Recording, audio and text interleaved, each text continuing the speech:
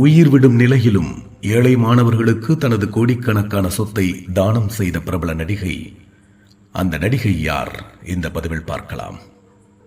வெள்ளித்திரையில் குழந்தை நட்சத்திரமாக நடித்த பலர் பின்னாட்களில் பிரபல நடிகர் நடிகைகளாக அல்லது குணச்சித்திர நடிகர்களாக மாறுவது உண்டு. தமிழ் சினிமா திரையில் தோன்றுவதற்கு திறமை முக்கியமாக இருந்தாலும் அதிர்ஷ்டமும் ரொம்பவே முக்கியம். சினிமாவில் நடிக்க ஒரே ஒரு வாய்ப்பு கிடைத்தால் போதும், செலிபிரிட்டி ஆகிவிடலாம் என்று பலரும் நினைக்கின்றனர். ஆனால் திரையுலகம் அனைவரும் நினைப்பது போல கவர்ச்சிகரமானது அல்ல. சில நடிகர்களின் வாழ்க்கை பக்கங்களை புரட்டி பார்த்தால் பல முடிவில்லா கண்ணீர் கதைகள் அங்கே குவிந்து கிடக்கும் வண்டி வண்டியாக. இங்கு நாம் பார்க்க போகும் நடிகை தனது அழகுக்கு பெயர் போனவர். பல முன்னணி ஸ்டார் நடிகர்களும் இவருடன் ஜோடி போட்டு நடிக்க போட்டி மேல் போட்டி வைத்துள்ளனர். பிரபல நடிகையாக வலம் வந்தவரின் வாழ்க்கையில் விதி விளையாடியதால் பல இன்னல்களை சந்தித்தார் அந்த பிரபல நடிகை. யார் அந்த பிரபல நடிகை? அவரது வாழ்க்கையின் வெளிவராத பக்கங்கள் என்னென்ன? வாங்க அதைத்தான் பார்க்க போறோம். பிரபல நகைச்சுவை நடிகர் கிருஷ்ணமூர்த்தி மற்றும் கர்நாடக இசை பாடகி எம்எல் வசந்தகுமாரி. இவர்களின் மகள்தான் நடிகை ஸ்ரீவித்யா. ஸ்ரீவித்யா பிறந்து ஒரு வருடம் கழித்து விபத்தின் காரணமாக அவரின் தந்தை கிருஷ்ணமூர்த்தி உடல்நலக்குறைவால் மரணமடைந்தார். இதன் காரணமாக குடும்ப பொறுப்பு அனைத்தையும் அவரது மனைவி எம்எல் வசந்தகுமாரி ஏற்க வேண்டியதாக இருந்தது. குடும்பத்தின் வறுமை நிலையால் நெருக்கடியால் தனது 14 வயதில் திரையுலகில் நுழைந்தார் நடிகை ஸ்ரீவித்யா. நடிகர் திலகம் சிவாஜி கணேசன் நடித்த திருவருட்செல்வன் படத்தின் மூலமாக தமிழ் சினிமா உலகில் அறிமுகமானார் ஸ்ரீவித்யா. அதனைத் தொடர்ந்து பெட்டராசி பெத்தம்மா படத்தின் மூலமாக தெலுங்கிலும் அறிமுகமானார்.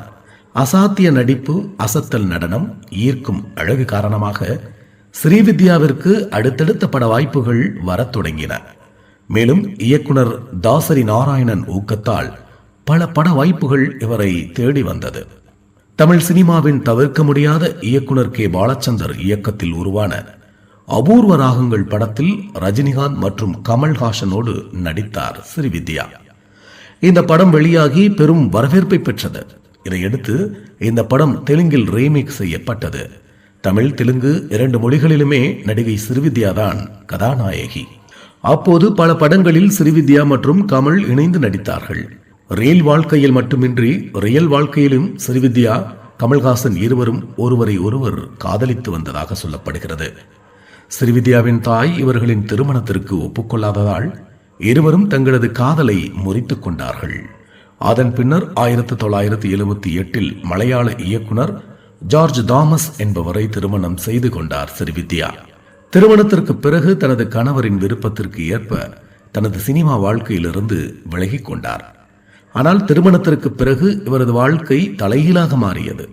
நிதி சிக்கலால் மீண்டும் சினிமாவிற்குள் நுழைந்தார். ஆனால் ஸ்ரீவித்யாவின் சொத்துக்களை அபகரித்து அவரது கணவர் பயன்படுத்திக் கொள்ளவே இருவரும் திருமண வாழ்வில் ஏற்பட்ட விரிசலால் 1980 விவாகரத்து பெற்று பிரிந்தார்கள். அதன் பின்னர் திரையுலகில் தனது செகண்ட் இன்னிங்ஸை தொடங்கிய ஸ்ரீவித்யா தமிழ், தெலுங்கு, மலையாள மொழி படங்களில் குணச்சித்திர வேடங்களில் நடித்து அசத்தினார். ஆனால் அப்போதும் விதி விட்டு வைக்கவில்லை. 2003 உடல்நலக்குறைவால் பாதிக்கப்பட்டார். புற்றுநோயால் அவதிப்பட்டு வந்த அவர் தன்னுடைய வாழ்நாள் குறைந்து கொண்டே போவதை உணர்ந்தார். இதையடுத்து மிக முக்கியமான முடிவு ஒன்றையும் எடுத்தார் ஸ்ரீவித்யா.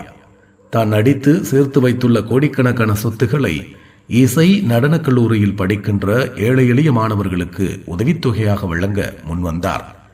நடிகர் கணேஷின் உதவியோடு அறக்கட்டளை ஒன்றையும் நிறுவி தகுதியானவர்களுக்கு உதவிகள் சென்றடைய ஏற்பாடுகளை செய்தார் ஸ்ரீவித்யா. 3 வருட காலம் புற்றுநோயுடன் போராடிய நடிகை 2006 உயிரிழந்தார். மீண்டும் இது போன்ற வீடியோவில் சந்திப்போம். நன்றி, வணக்கம்.